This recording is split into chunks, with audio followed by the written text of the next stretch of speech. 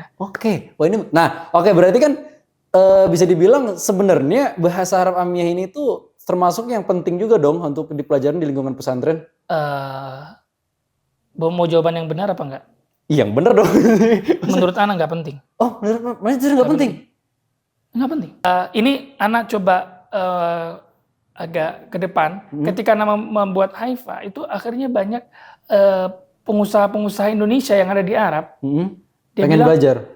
ini yang Ana cari. Oke, karena nggak ada. Bayangkan, Ana dari SD di pondok pesantren sampai Ana kuliah di Libya, pas gak bisa ngomong, gak bisa berkomunikasi, karena dia tujuannya komunikasi. Karena itu konsepnya adalah untuk mengajarkan, untuk bermuamalah atau bersosialisasi, penting tuh untuk diberikan wawasan tentang bahasa Arab Amiyah. Agar anak-anak itu, santri-santri tidak mental block, udah pakai bahasa Fusha aja dimanapun dan kapanpun, semuanya bakal mengerti. Tidak.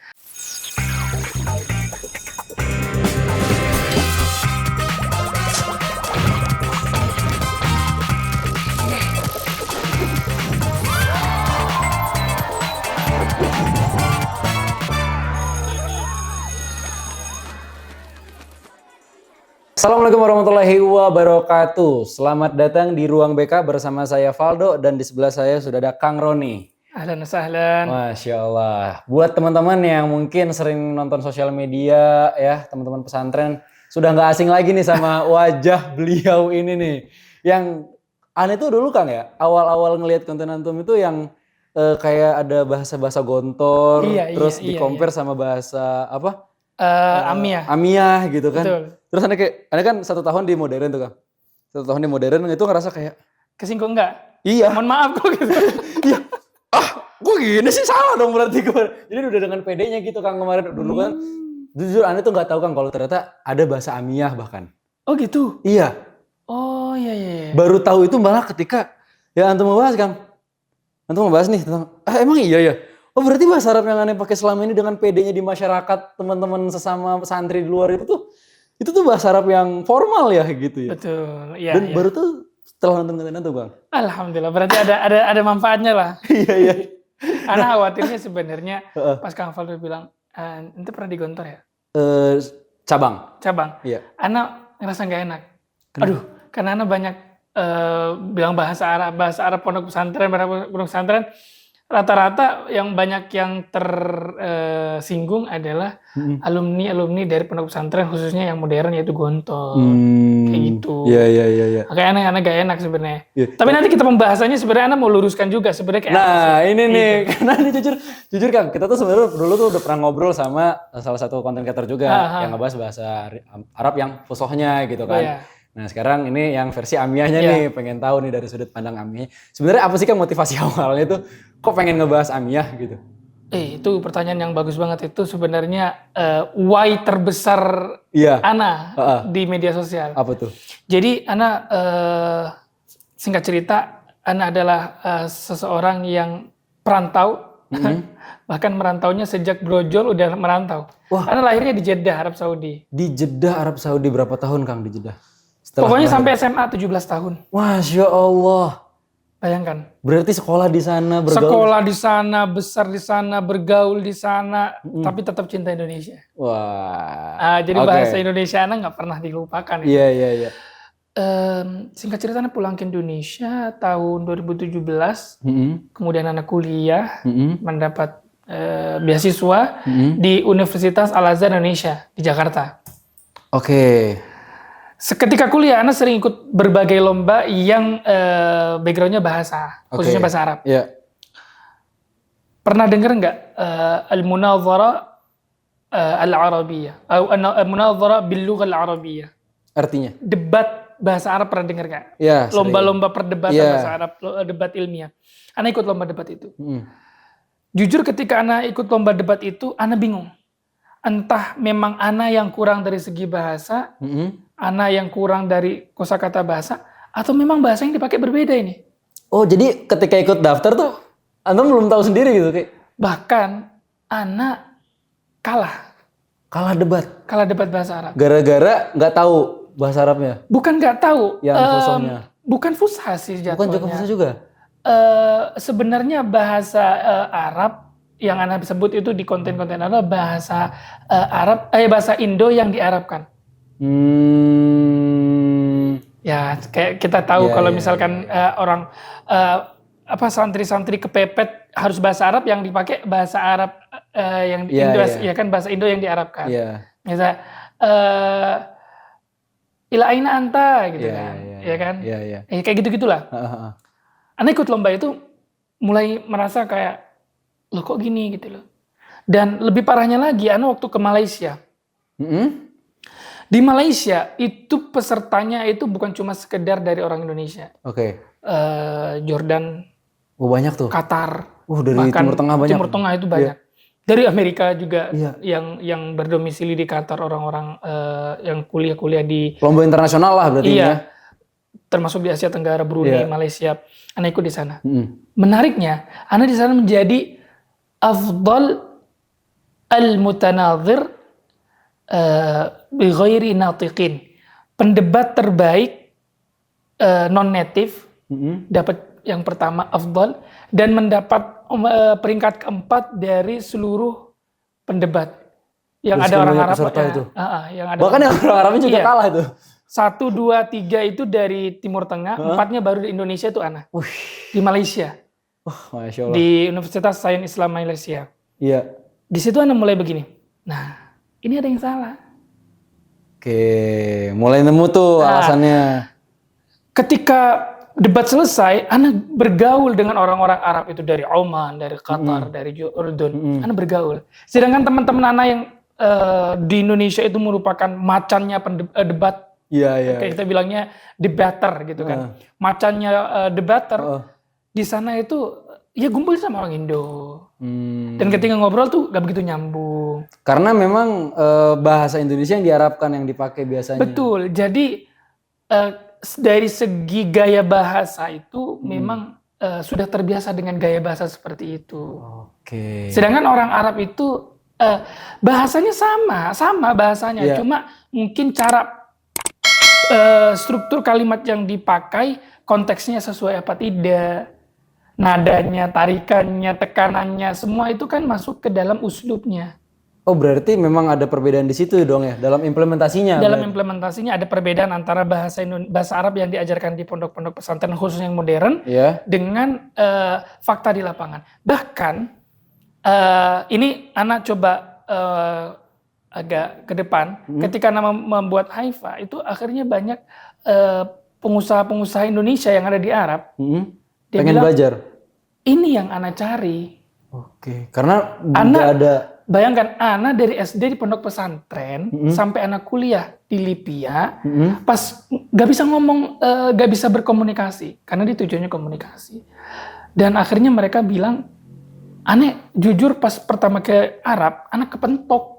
Sama bahasa. Ana ngerasa nih Ana udah benar-benar bertahun-tahun di dunia bahasa Arab.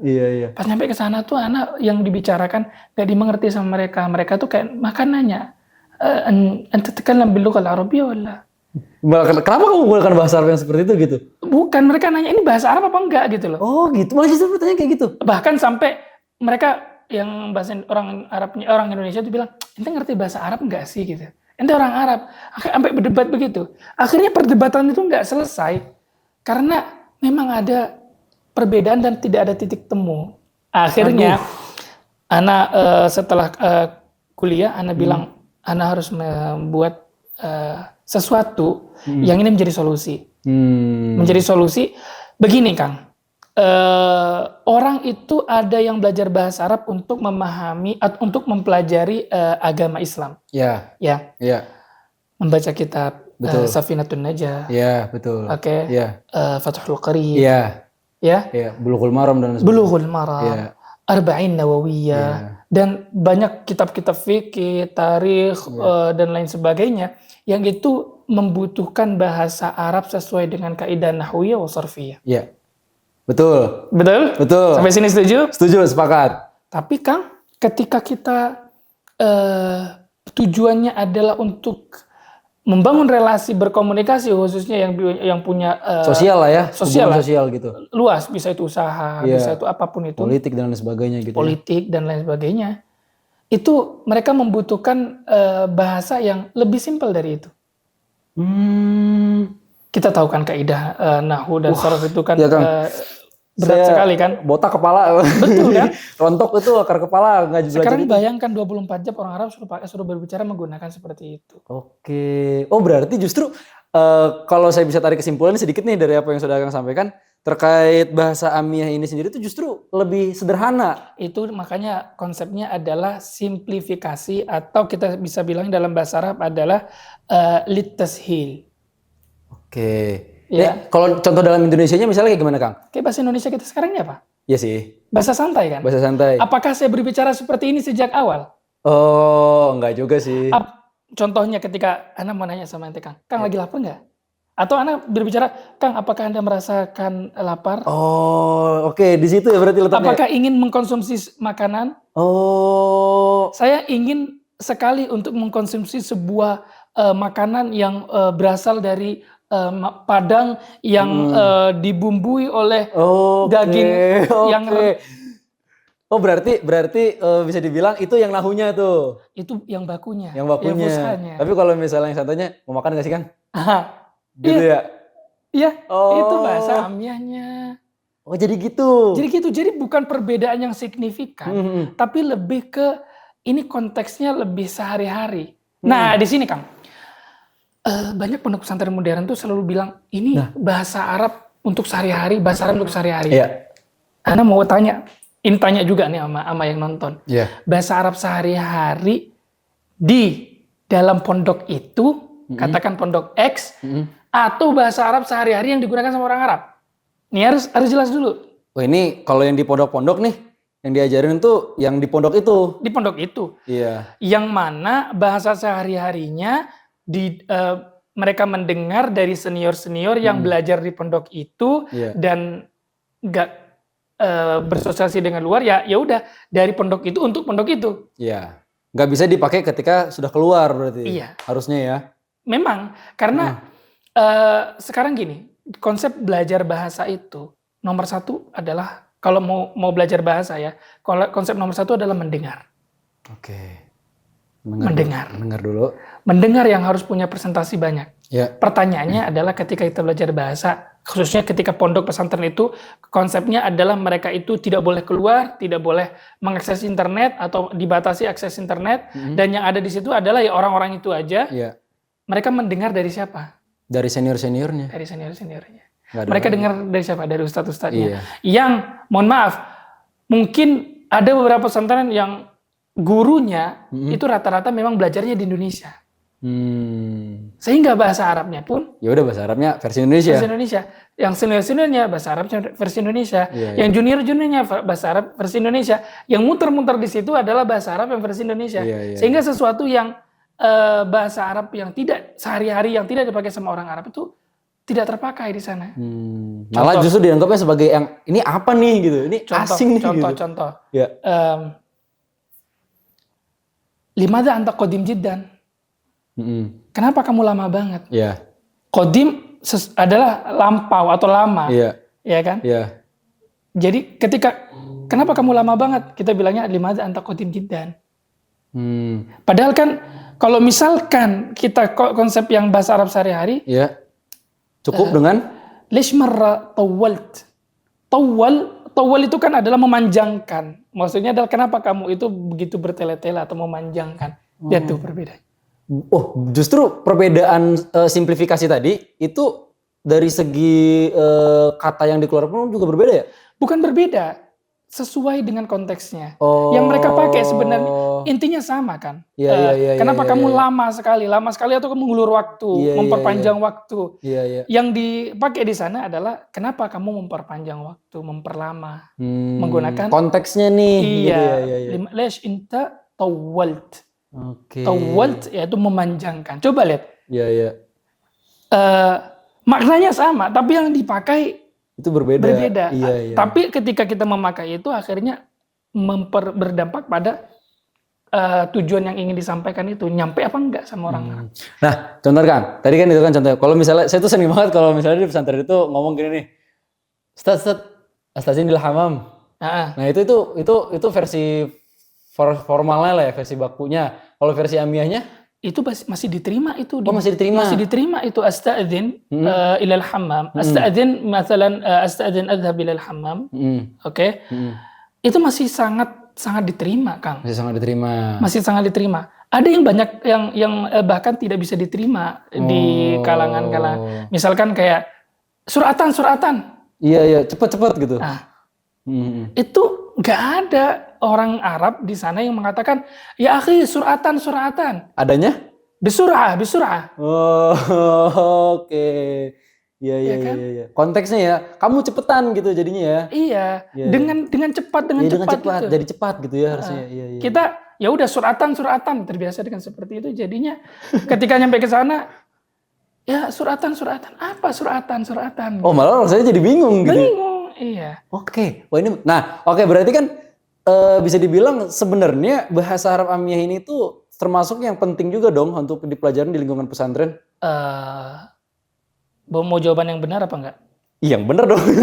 Menurut Ana nggak penting. Oh, menurut nggak penting? Nggak penting.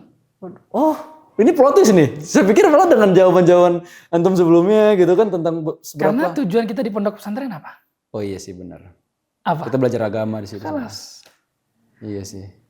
Karena dia nggak penting. Menurut Ana, ya orang kalau misalkan emang tujuannya untuk belajar agama, ya sudah belajar bahasa Arab baku. Ya kan? Oh, tapi berarti pada intinya prakteknya bahasa Arab baku yang dipakai ini seolah-olah jadi bahasa Arab keseharian. Itu permasalahannya. Mereka nangkepnya ini bahasa Arab nih, oke deh kita pakai dalam keseharian bisa nih. Itu masalahnya. Makanya kalau menurut Ana, seseorang yang belajar di pondok pesantren untuk membaca kitab, itu memang kapasitasnya adalah untuk membaca kitab di sana. Udah habis di situ ya? Iya, kalau misalkan mau untuk mempunyai skill lain, berkomunikasi, mereka harus mengikuti kebiasaan budaya yang sudah terbuat oleh berbagai berlangsung lama di sana. Jadi kita ikutin mereka. Jangan kita jadi autokritik. Oke. Ini salah, itu nggak benar, itu merusak, ini segala macam. Itu justru menunjukkan bahwa ketidaktahuan atau kekurangan literasi kita.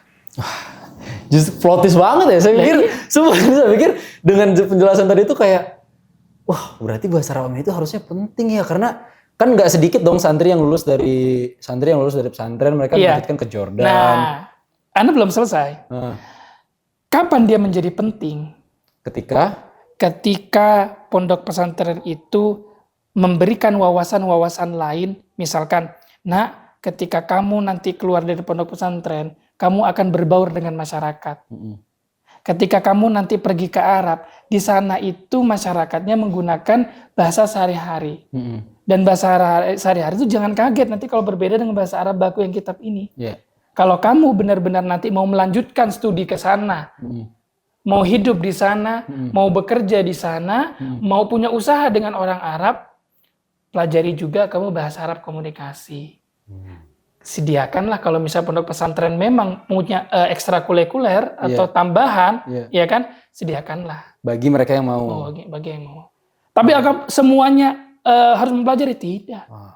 Tergantung pada kebutuhannya tadi. Tergantung kebutuhan tadi. Makanya yang ikut di kelas anak itu jarang ada santri. Oh, justru malah santri jarang. Kok bisa, Kang?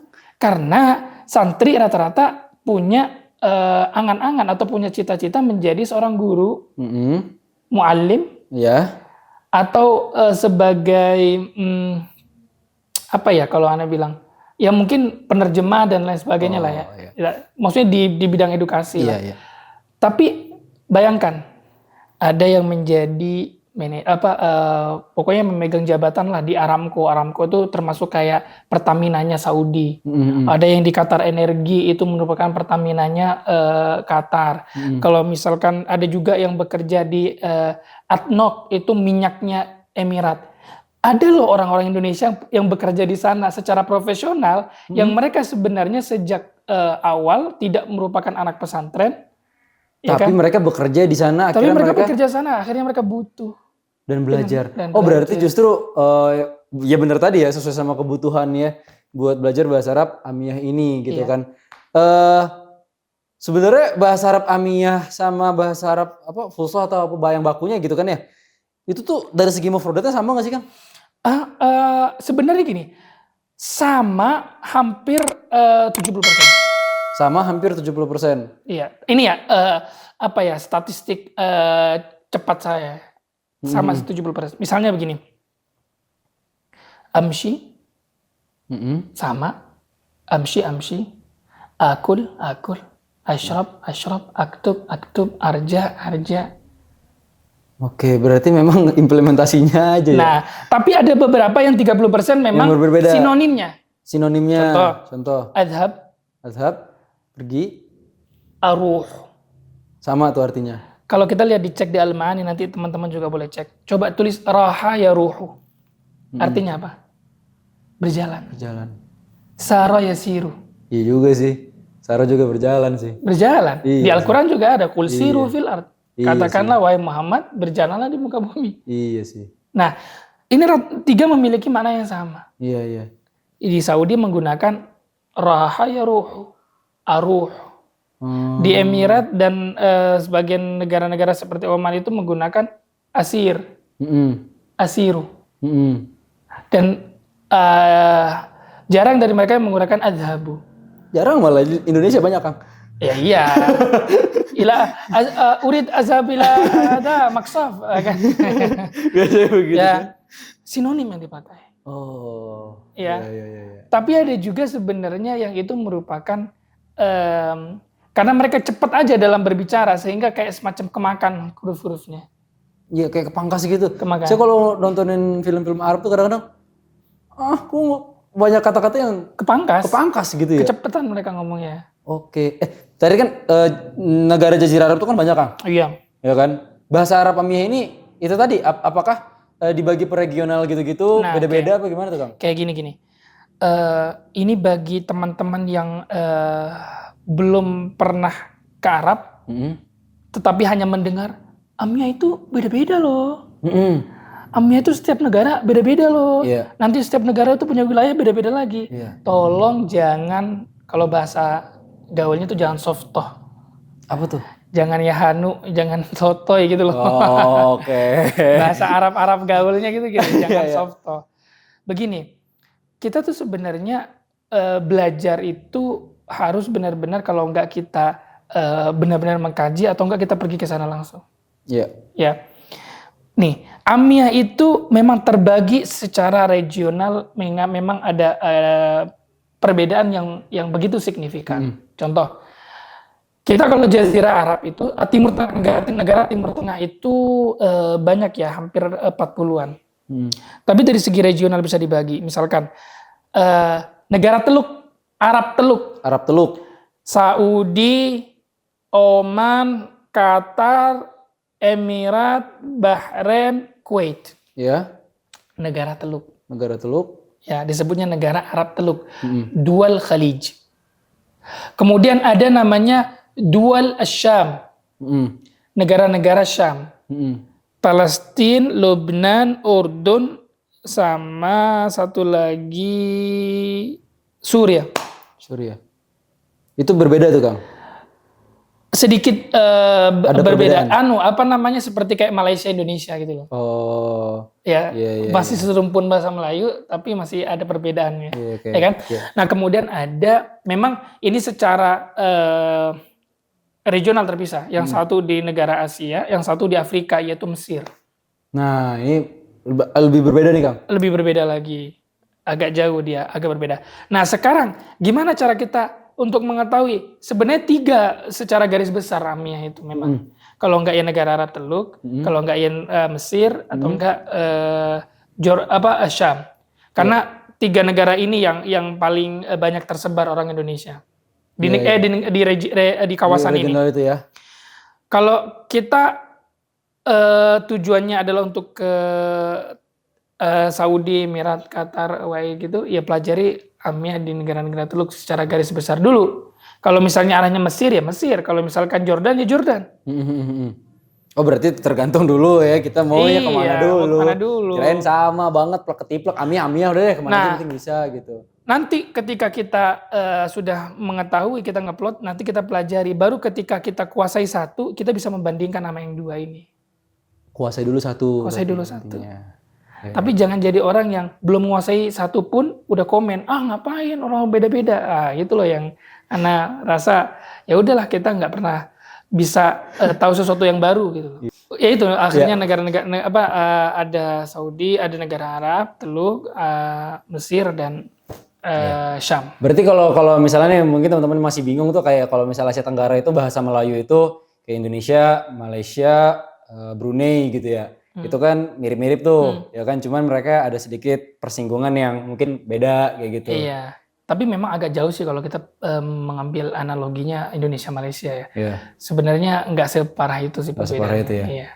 Karena Ana punya teman di Jordan, bisa ngomong ngamiah dengan orang-orang Jordan. Ana dengan orang Mesir. Ana dulu waktu di Saudi punya teman-teman Mesir, bisa juga ngobrol dengan mereka. Kalau Turki tuh? Turki bukan negara Arab kan? Oh, bukan negara Arab ya? Iya, dia secara ras bukan Arab, tapi dia masuk ke dalam negara Timur Tengah, bisa masuk ke Eropa juga. Iya, jadi saya bingung kan. Ya. Kalau saya ada beberapa teman di Turki, mereka belajar bahasa Turki, terus saya tanya, kamu orang belajar Amiyah nggak sih gitu? Amiyah? Enggak, kita belajar beda. Beda ya berarti ya? Nggak ada Turki. Berarti Turki itu bukan pakai bahasa Arab ya? Bukan. Oh, berarti saya yang salah berarti. Iya, Turki ada. Bukan pakai bahasa Arab. Oh, bukan mentang-mentang mereka bahasa negara Turki, Islam, mereka jadi negara Arab ya kan ya? Yang bilang Turki negara Islam siapa? Nggak ada ya, bukan ya? Temen saya mereka bilang. Mungkin ada mayoritas orang Islam mungkin iya, tapi bukan negara Islam. Bukan negara Islam justru ya? Saya disesatkan ini selama bertahun-tahun sih. Emang yang bilang Saudi negara Islam siapa? Bukan juga, Kang. Ini perspektif kita nih, Kang ya. Kayaknya Saudi itu negara Islam gitu. Ada Makkah Madinah iya. Tapi secara sistem memang negara Islam. Tulisannya adalah Al-Mamlaka Al-Arabiyah As-Saudiyah, Kingdom of Saudi Arabia atau Kerajaan Saudi Arabia. Ada nggak negara Islamnya tulisannya? Iya. Ada sistem memang mereka kerajaan. Iya juga sih ya. Berarti kita selama ini, kamu juga tertipu kan sama ini kan? Sama. Kayaknya semua yang nonton juga tuh berpikiran yang sama kan. Pokoknya nggak tahu ya, mungkin ini spekulatif orang Indonesia ketika misalnya kita bicaranya Timur Tengah. Iya betul, itu pasti udah Islam. Negara Islam semua nih, negara-negara Islam di Timur Tengah kan, framing berita kan gitu kan, kayak misalnya negara Islam di Timur Tengah gitu kan, negara-negara Islam di Timur Tengah. Karena kita nih menurut Ana memang tujuannya memang sangat ukhrawi. Karena perkataan yang selalu dikutip adalah ta'allam al-lugha al-arabiyyah lianna juz'un min dinikum, lianna Rasul menggunakan bahasa Arab, terus kemudian bahasa ahli surga, seperti itu kan? Iya. Kan bahasa Arab seperti itu. Tapi menurut Ana sedikit naif kalau misalnya kita mengesampingkan keadaan sosial yang memang faktual di lapangan itu seperti apa. Jadi banyak lah. Banyak sih. Kita kayaknya harus mengerucut lagi deh. Lebih kompleks lagi itu sebenarnya ya. Oke, ini mungkin terkait Haifa. Haifa Academy itu berdiri sejak tahun 2020. 2020. Kita mulai sebelum pandemi berarti itu ya? Pas pandemi. Awal-awal pandemi. Iya, awal-awal pandemi. Jadi pandemi kalau menurut orang itu adalah musibah, Ana ngerasa ada berkahnya juga bagi Ana. Karena di situ Ana di rumah, akhirnya ngapain? Akhirnya udah fokus untuk membangun Haifa. Alhamdulillah Haifa sudah hampir 5 tahun kan. Sudah hampir 5 tahun berjalan. Wah, ini kalau teman-teman yang pengen daftar kayak gimana, Kang? Sebenarnya gampang. Sekarang tinggal DM aja di Instagram atau nggak ada nomor WhatsApp di Instagram, tinggal daftar. Sekarang ini baru aja nih Ana dapat WA nih dari ada salah satu orang keturunan Arab tapi nggak bisa bahasa Arab. Jadi mukanya Arab. Bentar, gimana kan? Mukanya Arab tapi dia pakainya bahasa Indonesia. Oke. Nah dia bilang, Assalamualaikum Mas Roni, gimana kabarnya? Mau tanya, Ana sama sohib insya Allah rencana mau kursus bahasa Arab private bersama Antum. Untuk lokasi kursusnya di daerah Jakarta lah. Sekitar 6 orang, gimana? Nah seperti itu, tinggal WA aja. Ada yang WA ke Ana, nanti ada juga yang ke admin, tinggal nanti disesuaikan per kelasnya. Biasanya berapa lama sih Kang belajarnya? Satu level tuh 2 bulan, kurang lebih 2 bulan. Satu level 2 bulan, ada berapa level nih? 3. 1 sampai 2 bulan berarti ya Kang? Satu level 2 bulan, berarti kalau 3 level 6 bulan. 6 bulan, berarti setengah tahun untuk menyelesaikan. Iya, untuk bisa punya dasar untuk komunikasi seperti mereka. Berarti satu kali saya pengen ikut itu sekitar 6 bulan. 6 bulan. Itu bisa lebih cepat nggak sih kan? Kalau private Oh kalau private. lebih cepat. Kalau itu kan reguler. Iya, itu saya harus datang ke mana Enggak, atau kita kita janjian? basisnya online. Oh biasanya. Karena yang belajar di kita tuh kebanyakan dari Timur Tengah. Jadi orang yang udah berbelas-belas tahun di sana, Iya. belajar bahasa Arabnya ke Indonesia. Karena di sana emang gak ada yang ngajarin Kang? Siapa yang mau ngajarin orang mereka nggak paham bahasa Arab? Oh ya juga sih, ya juga ya. Maksudnya di sana ada les bahasa Arab tapi untuk orang Arab paling gitu. Gimana kita mau belajar bahasa Arab kalau pengantarnya bahasa Arab? Oh iya ya. Nah, Jadi, itu tahapan-tahapan belajarnya gimana Kang? Apakah dari menghafal mufradat dulu? Apakah enggak. Kalau tahapan belajarnya adalah kita langsung memberikan hiwar, komunikasi. Misalkan langsung kosakata gitu? langsung Muhadatsah gitu? langsung muhadatsah karena tujuannya komunikasi. Nanti baru dibedah komunikasi cara menanya kabar itu dalam sehari-hari seperti ini. Kalau kan kita belajarnya kaifa haluka, nadanya tuh agak narik sih kaifa haluki gitu kan. Padahal itu kan kayak apa kabar. Iya. Ya kan nadanya nada Indonesia. Tapi kalau misalkan kita di sana kaif halik, syakbarak, tamanna annak. Intonasi itu ngaruh nggak sih Kang? Sangat. Kayak Cina dong berarti kayak bahasa Cina kalau Sebenarnya intonasinya itu misalkan gini, ketika kita bertanya dalam sehari-hari, misalkan hal anta taliban, misalkan, apakah kamu seorang murid? Terus kalau dalam amnya enggak gitu. Kayak gitu. Tapi Anta talib, jadi kayak nanya anta talib, nanya. Atau talib, kayak gitu. Jadi nada bertanya. Iya. Nadanya itu ngaruh. Nah, Tarikan-tarikannya juga ngaruh. itu ngaruh bukan ke arti kan? Bukan Bukan ke arti kan? Kalau bahasa Cina itu kan, Iya. ya kan? Ni hao itu beda. Nah, itu beda tuh artinya kan, kayak gitu. Berarti ini bicara soal pronunciation-nya, terus intonasinya aja gitu, tapi nggak sampai merubah sampai ke maknanya kan? Enggak. Oh, kirain. Tapi yang paling krusial dari AMIA adalah mereka tidak menggunakan nahu. Kayaknya saya tertarik untuk belajar AMIA kalau gitu, karena saya sampai sekarang belajar nahu nggak mudeng-mudeng ini kan. Misalnya begini. Jar majrur ilal masjidi, misalkan, ya kan? Kita tuh di AMIA nggak bilang ilal masjid. Padahal kalau pakai kaidah nahunya Ilal ada masjidi. ilal masjidi gitu. Iya. Misalkan kita menggunakan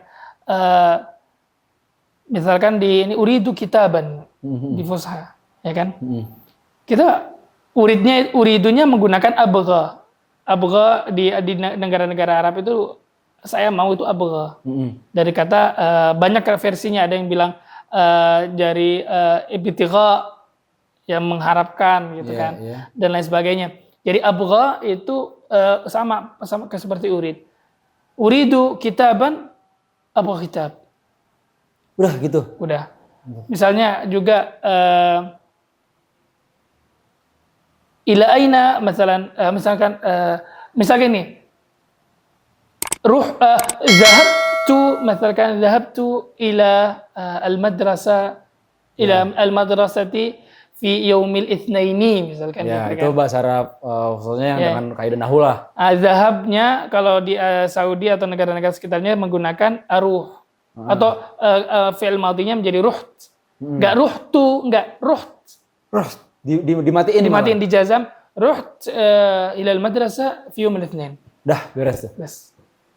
Kayaknya bahasa AMIA kayaknya lebih santai ya. Dan ya itulah kenapa orang kan pengennya lebih simpel. Iya. Jadi nggak ada nih awamil misalkan kena nasab jadi berubah. Kemudian nanti kalau misalnya kena jar misalnya gitu. Jar berubah. Berarti ada bahasa gaul nggak sih Kang? Di arah sana? Iya. AMIA ini bahasa gaul apa bukan? Iya, bahasa gaul. Bahasa gaul gitu.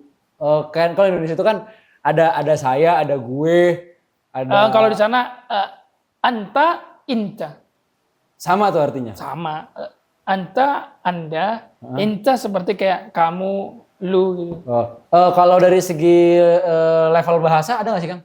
AMIA sendiri kayak misalnya bahasa Arab kesehari-hari nih. Kan kalau Indonesia itu kan kayak ngomong ke orang tua kayaknya nggak sopan nih ngomong gue. Kita pakainya aku misalnya atau saya. Kalau di Indonesia tuh sampai anta jadi antum. Karena saking menghargai yang lebih tua. Kalau di mereka jatuhnya tuh kita tuh lebih menggunakan mujamalah, atau mujamalah itu salah satu ilmu dari ilmu balaghah. Artinya diperbagus, dipercantik nih bahasa. Misalkan kita memanggil kalau ke teman nggak apa-apa, tapi kalau ke guru atau misalkan ke pejabat atau misalnya bos kita bilang enak gak? Nggak enak kan? Yeah. Akhirnya orang Arab itu bukan menggunakan tapi? Atau nggak kayak gitu, tapi menggunakan ya tawilal umur. Ya tawilal umur, wahai yang umurnya panjang. Kayak gitu. Ada kata-kata halus di depan itu ya. Iya, ya tawilal umur, ya tawilal umur, ya thayyib, yang baik hati gitu. Iya. Berarti agak sedikit berbeda kalau bahasa Indonesia kan, bahasa Jawa itu kan ada bahasa kasar, halus sampai bahasa kejawen itu ya. Promo inggil. Ya, enggak kayak gitu. Cuman perbedaan dari segi ini yang lebih tua nih, wahai gitu, lebih lembut. Wow, gitu. Menarik sih ini, menarik banget. Kedepannya proyeknya bakal mau kayak gimana nih Kang Haifa? Sebenarnya kita pengen masuk ke pemerintahan sih. Masuk ke pemerintahan dalam artinya gini. Di pemerintahan sekarang ini kan misalkan kayak semacam akan dibuka nih, kan dulu tahun 2015 itu ditutup nih pengiriman TKI TKW ke Saudi secara resmi. Sekarang dibuka lagi nih Kang. Iya. Nah, Ana bilang kalau mau dibuka biar tidak ada kejadian seperti yang lalu, ditipu lah, di inilah, di itulah. TKI-nya dibekalin dulu dengan bahasa Arab Amiyah. Bahasa Arab Amiyah. Iya. Jadi mereka ke sana tuh bisa langsung kayak kalau mereka nggak suka, mereka bertanya kenapa begini gitu. Iya. Daripada kayak sebelum-sebelumnya mereka kayak cuman dikirim aja ke sana gitu. Sampai sana mereka juga nggak tahu diapain. Jadi Ana pengen masuk ke pemerintah untuk memberikan pembekalan itu. Oke. Wah, ini luar biasa banget nih Kang ya. Udah ngobrol panjang lebar dan terbuka nih, sebenarnya ada banyak banget sebenarnya Kang. Secara personal gitu kan. Mungkin ntar kita setelah dari sini off cam kita banyak banget. Nggak cukup 40 menit. Kang kalau nggak salah punya pesantren juga ya? Ada pesantren? Alhamdulillah ada di Cibitung. Ntar kalau diizinkan Anda main ke pesantren. Siap. Di pondok pesantren Ana bahkan belajarnya bukan Amiyah. Bukan Amiyah? Iya, itu Ana bilang. Bahasa Arab karena tujuannya adalah mereka bukan untuk mempelajari agama tadi. Iya. Untuk mempelajari agama. Apa nama pesantrennya Kang? Al-Farisi. Di daerah Cikarang sana. Cikarang. Oke. Ntar Anda insya Allah sempatin main ke sana. Nanti kalau misalkan ke daerah Jakarta kabarin aja. Oh ini dia, mantap. Oke. Selanjutnya terkait Haifa ke depannya mau seperti apa Kang? Sebenarnya kita pengen masuk ke pemerintahan. Ya. Karena sekarang tuh dibuka lagi kan keran untuk ngirim TKI TKW ke sana. Iya. Kemarin tahun 2015 itu ditutup karena banyak kasus. Iya. Nah, yang ilegal lah dan lain sebagainya, penipuan dan lain sebagainya. Nah, menurut Ana penting juga nih TKI TKW untuk dibekalkan bahasa Arab komunikasi sehari-hari, sehingga di sana mereka langsung bisa bekerja dengan baik. Seperti tenaga kerja dikirim ke Jepang, di sini pasti belajar dulu. Iya, ada banyak LPK yang ngajarin gitu. Ana tahu itu, ke Korea juga gitu. Iya. Nah, ke Saudi, ke Arab ini kayaknya ya udahlah yang penting mau kerja gitu. Jangan harus diberikan pembekalan bahasa Arab baku. Jangan bahasa Arab buat ngaji. Karena mereka mau kerja bukan. Iya juga ya. Bahasa Arab sehari-hari harus dikasih ke mereka ya. Mereka nggak bakalan ngasih tahu arkanul Islam khamsatun. Beda. Wah, oke Kang. Mungkin terakhir dari saya untuk menutup podcast kita sedikit pesan-pesan nih Kang. Ya. Untuk teman-teman pesantren atau praktisi. Pertama mungkin untuk pondok pesantren, untuk pondok pesantren yang salaf ya, yang mereka memang untuk fokusnya adalah kitab. Ya menurut Ana itu mati lagi nggak? Itu yang mati kayaknya cuman ininya doang, displaynya doang. Iya. Ininya mah ngerekam. Oke. Bisa. Aman. Cepat ya. Oke.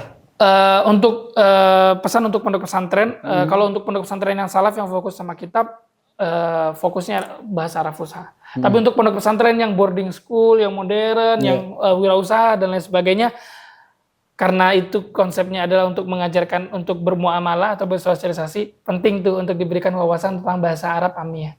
Agar anak-anak itu santri-santri tidak mental block, udah pakai bahasa Fusha aja dimanapun dan kapanpun semuanya bakal mengerti. Tidak, tapi diberi ruang agar mereka nanti juga mempelajari bahasa Amiyah atau bisa disediakan di situ sebagai wawasan aja dulu. Entah nanti mereka mau lebih memperdalam, terserah mereka. Itu aja kalau dari Ana. Oke, termasuk kayak di sekolah kita ini kan magnet, insan cendekia magnet school, termasuk salah satu Islamic boarding school juga lah ya. School. Ya bisa dibilang semi-semi pesantren juga yang secara fokus di sini tuh kita lebih kepada entrepreneurship sebenarnya. Nah, Ya kan? itu tuh. Ya kan? Itu tuh yang maksud Ana. Iya. Jadi entrepreneur kalau misalnya bisa nanti ke Timur Tengah berwirausahanya, kenapa enggak? Banyak kok. Sekarang entrepreneur Indonesia yang di sana. Anak kenal banyak. Berarti kita nih para stakeholder sekolah nih ya. Ntar bisa lah diadain mungkin kita konsultasi nih sama teman-teman Kang Roni dan mungkin Haifa Academy, mungkin kita bisa bekerja sama. Insya Allah, gitu ya. siap. Oke, terima kasih Kang Roni atas waktunya. Sama-sama. Semoga bermanfaat buat teman-teman teman-teman juga semua. Di podcast ini ya, semoga bermanfaat apa yang Kang Roni sampaikan dan kita sempat obrolkan di sini, dan semoga ini jadi bukan perjumpaan terakhir ya Kang ya, tapi ini jadi pemantik untuk silaturahmi dan kolaborasi selanjutnya. Terima kasih teman-teman semuanya, jangan lupa like, comment, subscribe. Assalamualaikum warahmatullahi wabarakatuh.